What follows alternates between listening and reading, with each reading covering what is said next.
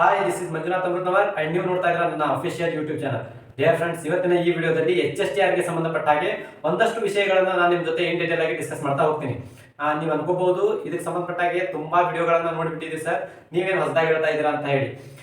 ತುಂಬಾ ಕಮೆಂಟ್ಗಳು ಬರ್ತಾ ಇದಾವೆ. ಆಮೇಲೆ ಕಾಲ್ ಮಾಡಿ ಮತ್ತು ಪರ್ಸನಲ್ ಆಗಿ ಕೂಡ ಕೇಳ್ತಾ ಇದ್ದಾರೆ, ಕೋಚಿಂಗ್ ಸೇರ್ಬೇಕಾ ಅಥವಾ ಅಂದ್ರೆ ಕೋಚಿಂಗ್ ಕ್ಲಾಸ್ ಅನ್ನ ಜಾಯ್ನ್ ಆಗ್ಬೇಕಾ ಅಥವಾ ಸೆಲ್ಫ್ ಸ್ಟಡಿ ಮಾಡ್ಬೇಕಾ, ಏನು ಇದರ ಕುರಿತು ಪೇಪರ್ 2ಕ್ಕೆ ಸಂಬಂಧಪಟ್ಟ ಹಾಗೆ ಪೇಪರ್ 3ಕ್ಕೆ ಸಂಬಂಧಪಟ್ಟ ಹಾಗೆ ಏನು ವಿಷಯಗಳಿರ್ತವೆ ಸರ್, ಇದರ ಕುರಿತು ಒಂದಷ್ಟು ಮಾಹಿತಿ ಕೊಡಿ ಅಂತ ಹೇಳಿ ಕೇಳಿರೋದಕ್ಕೋಸ್ಕರ ಮೇನ್ ಇಂಟೆನ್ಷನ್ ಏನು, ಕೋಚಿಂಗ್ ಹೋಗ್ಬೇಕಾ ಹೋಗ್ಬಾರ್ದ ಅನ್ನೋದನ್ನ ಈ ವಿಡಿಯೋದಲ್ಲಿ ನಾನು ನಿಮಗೆ ತಿಳಿಸ್ಕೊಡ್ತೀನಿ. ಯಾಕಂದ್ರೆ 2ನೇ ಪೇಪರ್ಗೆ ಸಂಬಂಧಪಟ್ಟ ಹಾಗೆ 3ನೇ ಪೇಪರ್ಗೆ ಸಂಬಂಧಪಟ್ಟ ಹಾಗೆ ಸ್ವಲ್ಪ ಗೊಂದಲಗಳು ಇವೆ. ಸೊ ಆ ಗೊಂದಲಗಳ ಕುರಿತೇ ಡೀಟೇಲ್ ಆಗಿ ಮಾಹಿತಿಯನ್ನ ನೀಡ್ತಾ ಹೋಗ್ತೀನಿ. ಸೊ ಅದಕ್ಕಿಂತ ಮುಂಚಿತವಾಗಿ ಯಾರೆಲ್ಲ ನನ್ನ ಚಾನಲ್ಗೆ ಹೊಸದಾಗಿ ವಿಸಿಟ್ ಮಾಡಿದ್ರಿ, ದಯವಿಟ್ಟು ಚಾನಲ್ ಅನ್ನ ಸಬ್ಸ್ಕ್ರೈಬ್ ಮಾಡ್ಕೊಳ್ಳಿ, ಬೆಲ್ ಬಟನ್ ಕ್ಲಿಕ್ ಮಾಡಿ ಬರ್ತಕ್ಕಂಥ ಆಲ್ ಅನ್ನುವಂಥ ಆಪ್ಷನ್ ಅನ್ನು ಸೆಲೆಕ್ಟ್ ಮಾಡಿದ್ರೆ ನಾವು ಮಾಡುವಂತಹ ರೆಗ್ಯುಲರ್ ಕ್ಲಾಸಸ್ಗಳು ಬಂದು ನಿಮಗೆ ನೋಟಿಫೈ ಆಗ್ತಾ ಇರುತ್ತೆ. ಹಾಗೆ ನಿಮ್ಮ ಎಲ್ಲಾ ಫ್ರೆಂಡ್ಸ್ ಸರ್ಕಲ್ಗೂ ಕೂಡ ಈ ವಿಡಿಯೋನ ಶೇರ್ ಮಾಡಿ. ಯಾಕಂತ ಹೇಳಿದ್ರೆ ತುಂಬಾ ಅಭ್ಯರ್ಥಿಗಳು ತುಂಬಾ ಗೊಂದಲದಲ್ಲಿದ್ದಾರೆ. ಹೇಗೆ ಸ್ಟಡಿ ಮಾಡಬೇಕು, ಕೋಚಿಂಗ್ ಹೋಗ್ಬೇಕಾ ಹೋಗ್ಬಾರ್ದಾ, ಅಥವಾ ಯಾವ್ದನ್ನ ಓದ್ಬೇಕು ಯಾವ್ದನ್ನ ಓದಬಾರ್ದು, ಈ ರೀತಿಯಾದಂತಹ ಕನ್ಫ್ಯೂಸ್ಗಳು ತುಂಬಾ ಇವೆ. ಅದಕ್ಕೋಸ್ಕರನೇ ಅಂತ ಎಲ್ಲಾ ಫ್ರೆಂಡ್ಸ್ ಸರ್ಕಲ್ಗೂ ಕೂಡ ವಿಡಿಯೋನ ಶೇರ್ ಮಾಡಿ.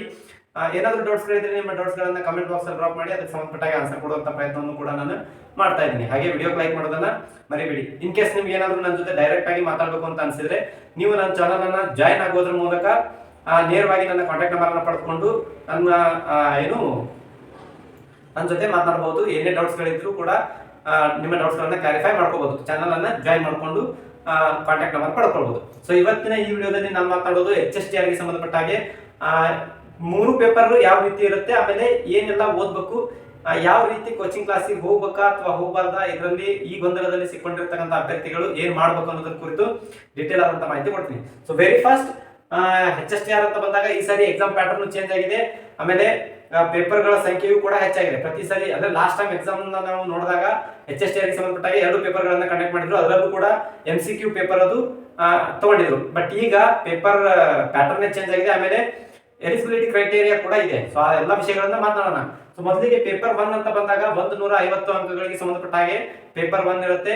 ಈ ಪೇಪರ್ 1 ಅಂತ ಬಂದಾಗ ಇಲ್ಲಿ ಯಾವುದೇ ರೀತಿಯಾದಂತಹ ಗೊಂದಲಗಳು ಇರೋದಿಲ್ಲ. ಯಾವುದೇ ನೀವು ಕೋಚಿಂಗ್ ಇನ್ಸ್ಟಿಟ್ಯೂಟ್ ಸೇರ್ಕೊಡ್ರಿ ಅಥವಾ ಅಕಾಡೆಮಿಗಳನ್ನ ಸೇರ್ಕೊಡ್ರಿ, ಎಲ್ಲೇ ಹೋಗಿ ನೀವು ಟ್ಯೂಷನ್ ಅನ್ನು ಪಡ್ಕೊಳ್ತಿದ್ರಿ ಅಂತ ಹೇಳಿದ್ರು, ಈ 1ನೇ ಪೇಪರ್ ಅಲ್ಲಿ ಯಾರಿಗೂ ತೊಂದರೆ ಇಲ್ಲ. ಅವ್ರು ಯಾಕಂತ ಹೇಳಿದ್ರೆ ಇಲಾಖೆದವರೇ ಕ್ಲಿಯರ್ ಅಂಡ್ ಕಟ್ ಆಗಿ ಇದ್ರ ಬಗ್ಗೆ ಇನ್ಫಾರ್ಮೇಶನ್ ಕೊಟ್ಟಿದ್ದಾರೆ. ಏನ್ ಕೊಟ್ಟಿದ್ದಾರೆ, ಸಾಮಾನ್ಯ ಕನ್ನಡಕ್ಕೆ ಸಂಬಂಧಪಟ್ಟಂತಹ ಪ್ರಶ್ನೆಗಳಿರ್ತವೆ, ಸಾಮಾನ್ಯ ಇಂಗ್ಲಿಷ್ಗೆ ಸಂಬಂಧಪಟ್ಟಂತಹ ಪ್ರಶ್ನೆಗಳನ್ನ ಒಳಗೊಂಡಿರುತ್ತೆ, ಸಾಮಾನ್ಯ ಜ್ಞಾನ ಅಥವಾ ಪ್ರಚಲಿತ ವಿದ್ಯಮಾನಗಳನ್ನ ಒಳಗೊಂಡಂತಹ ಪ್ರಶ್ನೆಗಳು ಈ ಪತ್ರಿಕೆಯಲ್ಲಿ ಇರ್ತವೆ. ಅದ್ರ ಜೊತೆಗೆ ಶೈಕ್ಷಣಿಕ ಮನೋವಿಜ್ಞಾನ ಕೂಡ ಇದರಲ್ಲಿ ಪ್ರಶ್ನೆಗಳಿರ್ತವೆ. ಹಾಗೆ ಮಾನಸಿಕ ಸಾಮರ್ಥ್ಯ ಅಂದ್ರೆ ಮೆಂಟಲ್ ಎಬಿಲಿಟಿಯು ಕೂಡ ಇದರಲ್ಲಿ ಒಂದಷ್ಟು ಪ್ರಶ್ನೆಗಳು, ಜೊತೆಗೆ ಗಣಕಯಂತ್ರಕ್ಕೆ ಸಂಬಂಧಪಟ್ಟ ಹಾಗೆ ಕಂಪ್ಯೂಟರ್ಗೆ ಸಂಬಂಧಪಟ್ಟಂತಹ ಪ್ರಶ್ನೋತ್ತರಗಳು ಇದರಲ್ಲಿ ಇರ್ತವೆ. ಹಾಗೆ ಮೌಲ್ಯ ಶಿಕ್ಷಣ ಅಥವಾ ಆರೋಗ್ಯ ಶಿಕ್ಷಣಕ್ಕೆ ಸಂಬಂಧಪಟ್ಟ ಹಾಗೆ ಒಂದಷ್ಟು ಪ್ರಶ್ನೆಗಳು ಇದರಲ್ಲಿ ಇರ್ತವೆ.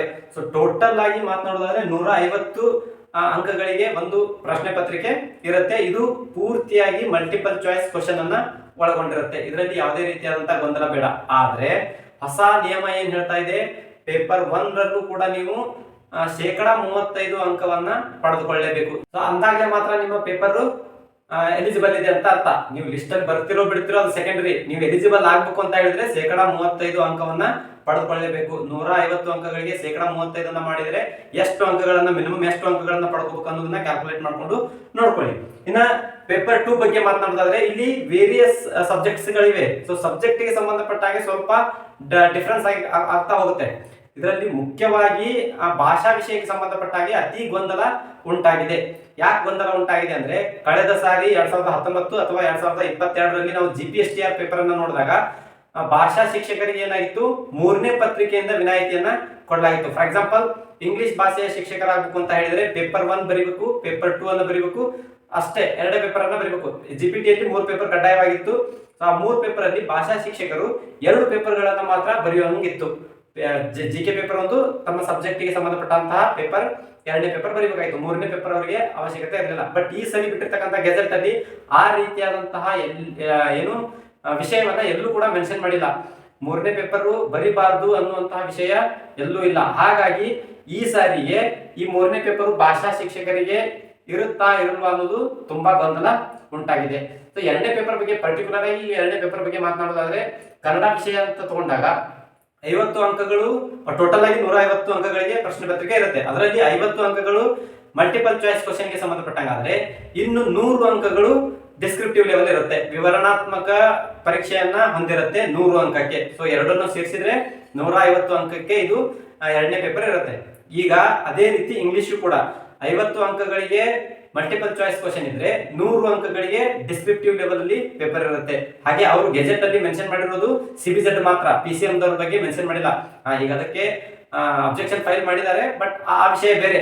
ಬಟ್ ಆ ಗೆಜೆಟ್ ಅಲ್ಲಿ ಬಂದಿರುವಂತದ್ದು ಸಿಬಿಜೆಡ್ ಗೆ ಸಂಬಂಧಪಟ್ಟಾಗಿ ಮಾತನಾಡೋದಾದ್ರೆ 50 ಅಂಕಗಳು ಮಲ್ಟಿಪಲ್ ಚಾಯ್ಸ್ ಕ್ವಶನ್ ಇದ್ರೆ 100 ಅಂಕಗಳಿಗೆ ವಿವರಣಾತ್ಮಕ ಪರೀಕ್ಷೆಯನ್ನ ಬರೀಬೇಕು. ಸೊ ಹಿಂಗೆ ಇದ್ದಾಗ ಇಲ್ಲಿ ಗೊಂದಲ ಏನು ಅಂತ ಹೇಳಿದ್ರೆ, ಆಮೇಲೆ ನಾನು ಫಸ್ಟ್ ಗೆ ಹೇಳಿದಾಗೆ ಕೋಚಿಂಗ್ ಕ್ಲಾಸ್ ಅನ್ನ ಜಾಯ್ನ್ ಆಗ್ಬೇಕಾ ಆಗ್ಬಾರ್ದ ಅನ್ನೋದು ಇಲ್ಲಿ ನೀವು ಡಿಸೈಡ್ ಮಾಡ್ಬೇಕು. ಯಾಕೆ ಹೇಳ್ತಾ ಇದ್ದೀನಿ ಅಂತ ಹೇಳಿದ್ರೆ, ಇಲ್ಲಿವರೆಗೂ ಕೂಡ HSTR ಗೆ ಡಿಸ್ಕ್ರಿಪ್ಟಿವ್ ಲೆವೆಲ್ ಎಕ್ಸಾಮ್ ಕಂಡಕ್ಟ್ ಮಾಡ್ತಾರೆ ಅಂತ ಹೇಳಿ ಯಾರು ಕೂಡ ಪ್ರೆಡಿಕ್ಟ್ ಮಾಡಿರಲಿಲ್ಲ. ನಾನು ಮುಂಚೆನೆ ಒಂದು ವರ್ಷದ ಹಿಂದೆನೆ ಇದ್ರ ಬಗ್ಗೆ ಮಾತನಾಡಿದ್ದೆ ನಾನು. ಯಾಕಂದ್ರೆ ನನಗೊಂದು ಎಕ್ಸಾಂಪಲ್ ಸಿಕ್ಕಿತ್ತು, ಆ ಎಕ್ಸಾಂಪಲ್ ನ ಬೇಸ್ ಆಗಿಟ್ಕೊಂಡು ನಾನು ಡಿಸ್ಕ್ರಿಪ್ಟಿವ್ ಬಂದ್ರು ಬರ್ಬೋದು ಅಂತ ಹೇಳಿದ್ದೆ. ಈಗ ಅದ್ರ ಬಗ್ಗೆ ನಮ್ಗೆ ಮಾತಾಡೋದು ಬೇಡ. ಸೊ ಇಲ್ಲಿ ಡಿಸ್ಕ್ರಿಪ್ಟಿವ್ ಲೆವೆಲ್ ಅನ್ನ ತಗೊಂಡ್ಬಂದಿರೋದಕ್ಕಾಗಿ, ಫಾರ್ ಎಕ್ಸಾಂಪಲ್ ಇಂಗ್ಲಿಷ್ ಸಬ್ಜೆಕ್ಟಿನ ವಿಷಯದ ಕುರಿತು ನಾನು ಮಾತಾಡ್ತೀನಿ.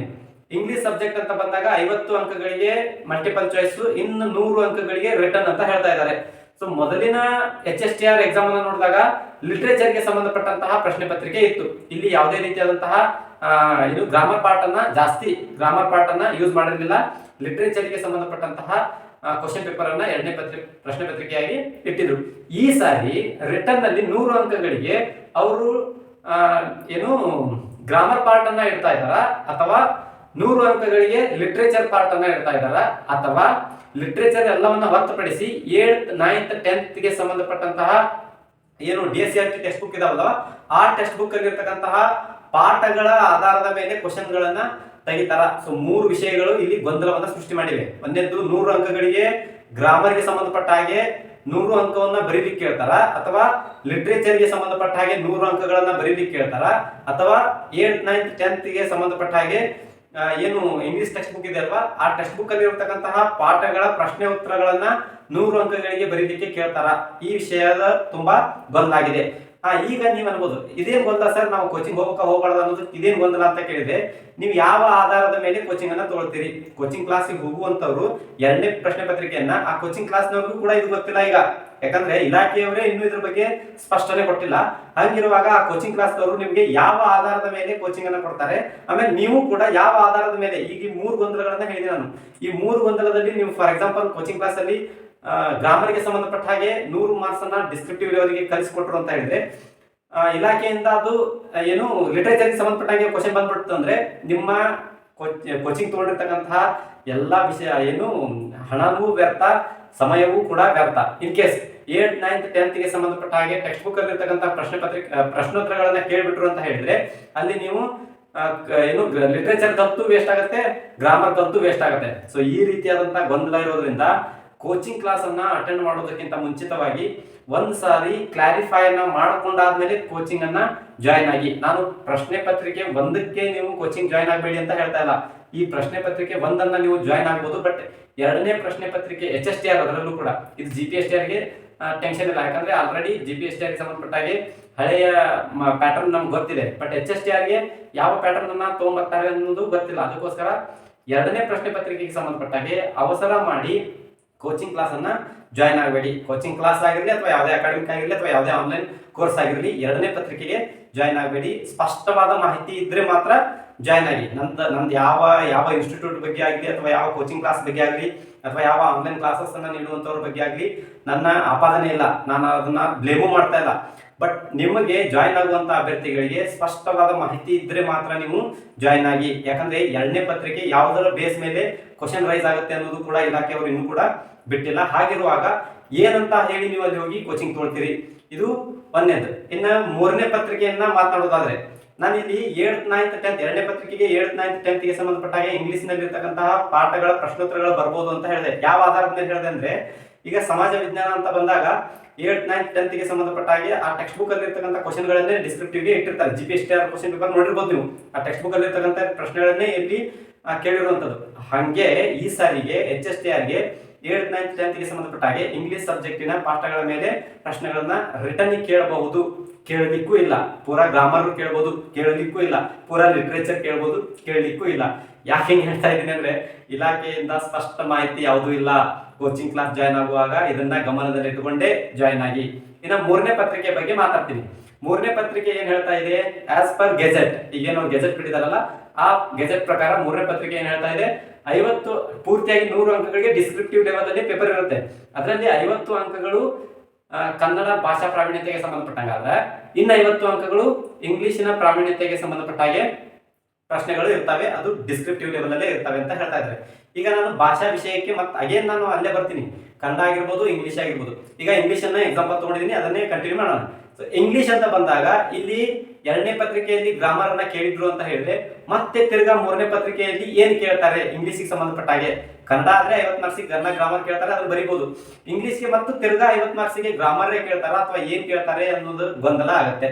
ಬಟ್ GPSTR ಕ್ವಶನ್ ಪೇಪರ್ ನೋಡಿದಾಗ ಅದರ ಪ್ಯಾಟರ್ನ್ ಅನ್ನು ನಾವು ನೋಡಿದಾಗ 3ನೇ ಪ್ರಶ್ನೆ ಪತ್ರಿಕೆ ಪ್ಯೂರ್ ಆಗಿ ಗ್ರಾಮರ್ಗೆ ಸಂಬಂಧಪಟ್ಟ ಹಾಗೆ ಕನ್ನಡ ಏನು ಭಾಷಾ ಪ್ರಾವೀಣ್ಯತೆಗೆ ಸಂಬಂಧಪಟ್ಟಂತಹ ಕ್ವಶನ್ ಪೇಪರ್ ಇತ್ತು.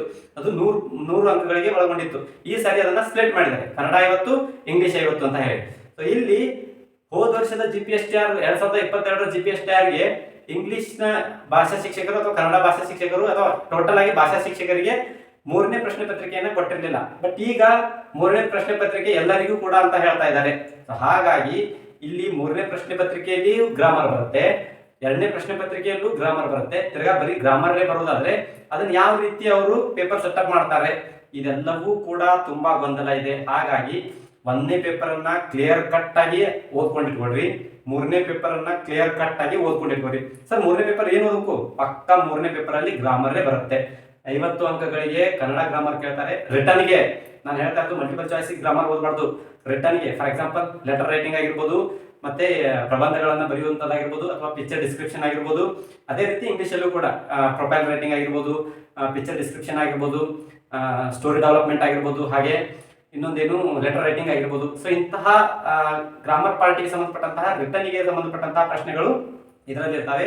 ಇವುಗಳನ್ನು ನೀವು ನೀಟಾಗಿ ಓದ್ಕೊಳ್ಳಿ. 50 ಮಾರ್ಕ್ಸಿಗೆ ಗ್ರಾಮರ್ ಪೂರ್ತಿಯಾಗಿ ಕನ್ನಡ ಓದ್ಕೊಳ್ಳಿ, 50 ಮಾರ್ಕ್ಸಿಗೆ ಗ್ರಾಮರ್ ಪೂರ್ತಿಯಾಗಿ ಇಂಗ್ಲಿಷನ್ನ ಓದ್ಕೊಳ್ರಿ. ಇನ್ನು 2ನೇ ಪೇಪರ್ ಅನ್ನ ಸ್ವಲ್ಪ ಕ್ಲಾರಿಫೈ ತಗೊಂಡು ಓದ್ಕೊಳ್ರಿ. ಲಿಟ್ರೇಚರ್ ಓದ್ಬೇಕಾ? ಲಿಟ್ರೇಚರ್ ಯಾಕೆ ಮಾತಾಡ್ತಾ ಇದ್ದೀನಿ ಅಂದ್ರೆ ಹೋದ ವರ್ಷದ HSTR ಹೋದ ಸಾರಿ ಕನ್ಫರ್ಮ್ ಆದಾಗ HSTRಗೆ 2ನೇ ಪೇಪರ್ ಲಿಟ್ರೇಚರ್ ಮೇಲೆ ಇತ್ತು. ಭಾಷಾ ಶಿಕ್ಷಕರಿಗೆ ನಾನು ಹೇಳ್ತಾ ಇರೋದು ಲಿಟ್ರೇಚರ್ ಮೇಲೆ ಇತ್ತು.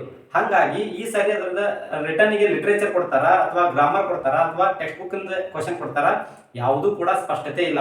ಹಾಗಾಗಿ ಕೋಚಿಂಗ್ ಸೇರುವಾಗ ಅಥವಾ ಆನ್ಲೈನ್ ಕ್ಲಾಸ್ ಸೇರುವಾಗ 1 ಸಾರಿ ಬಿಟ್ಟು 10 ಸಾರಿ ಕನ್ಫರ್ಮ್ ಮಾಡ್ಕೊಡ್ರಿ. ಅವ್ರು ಹೇಳಿದ್ದೇ ಸುಪ್ರೀಂ ಅಂತ ತಿಳ್ಕೊಬೇಡಿ. ಯಾಕಂದ್ರೆ ಎಷ್ಟೋ ಅಭ್ಯರ್ಥಿಗಳು ಇದರಲ್ಲಿ ಮೋಸಕ್ಕೊಳಗಾಗುವಂತ ಸಾಧ್ಯತೆ ಇರುತ್ತೆ.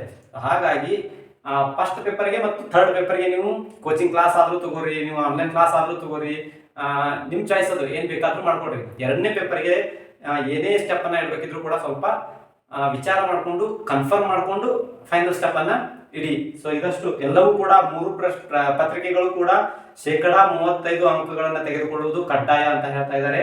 ಅದರ ಮೇಲೆ ಸ್ವಲ್ಪ ಗಮನ ಇರಲಿ. ನೀವು 35% ತೆಗೆದುಕೊಳ್ಳಿಲ್ಲ ಅಂದ್ರೆ ಎಲಿಜಿಬಲ್ ಅಲ್ಲ ಅಂತ ಹೇಳಿ ಕನ್ಸಿಡರ್ ಮಾಡ್ತಾರೆ. ಲಿಸ್ಟ್ ನಲ್ಲಿ ಬರುವುದು ಸೆಕೆಂಡರಿ, ಬಟ್ ಪೇಪರ್ ನೀವು ಕ್ವಾಲಿಫೈ ಮಾಡೋದು ಮೇನ್ ಆಗಿರ್ತಕ್ಕಂತಹ ಮಾತಾಗಿರುತ್ತೆ. ಅದಕ್ಕೋಸ್ಕರ ಹಾರ್ಡ್ ವರ್ಕ್ ಮಾಡಿದ್ರೆ ಮಾತ್ರ ಏನು ಇದಕ್ಕೆ ಸಂಬಂಧಪಟ್ಟ ಹಾಗೆ ಎಲಿಜಿಬಲ್ ಆಗ್ಬೋದು, ಲಿಸ್ಟ್ ಅಲ್ಲೂ ಕೂಡ ಬರಬಹುದು. ಸೊ ಎರಡು ಏನು HKK ಬೇರೆ ಕರೀತಾರೆ, ನಾನ್ HKK ಬೇರೆ ಬೇರೆ ಪೋಸ್ಟ್ ಗಳನ್ನ ಕಾಲ್ಫರ್ ಮಾಡ್ತಾರೆ. ಸೊ ಇದಷ್ಟು ಇವತ್ತಿನ ವಿಷಯವಾಗಿತ್ತು. ಇನ್ನು ಇದೇ ರೀತಿ ಎಡೆಡ್ ಸ್ಕೂಲ್ಗೆ ಸಂಬಂಧಪಟ್ಟ ಹಾಗೆ ಆನ್ಲೈನ್ ಪ್ರೋಸೆಸ್ ಅನ್ನ ಕುರಿತು ನೆಕ್ಸ್ಟ್ ವಿಡಿಯೋದಲ್ಲಿ ಇನ್ ಡೀಟೇಲ್ ಆಗಿ ಡಿಸ್ಕಸ್ ಮಾಡ್ತೀನಿ. ಅಲ್ಲಿವರೆಗೂ ಬಾಯ್, ಹ್ಯಾವ್ ಅ ನೈಸ್ ಡೇ.